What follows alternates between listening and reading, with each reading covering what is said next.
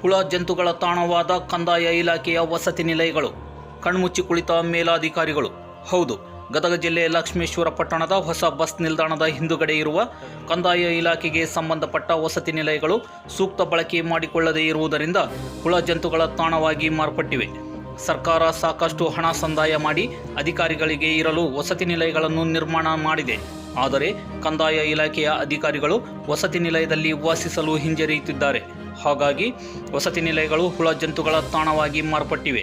ಇನ್ನಾದರೂ ಸಂಬಂಧಿಸಿದ ಕಂದಾಯ ಇಲಾಖೆಯ ಮೇಲಾಧಿಕಾರಿಗಳು ಇತ್ತ ಕಡೆ ಗಮನ ಹರಿಸಿ ವಸತಿ ನಿಲಯಗಳನ್ನು ಸದ್ಬಳಕೆ ಮಾಡಿಕೊಳ್ಳಲು ಸೂಕ್ತ ಕ್ರಮ ಕೈಗೊಳ್ಳಬೇಕು. Nagaraj Lamani, news bureau, N+ news.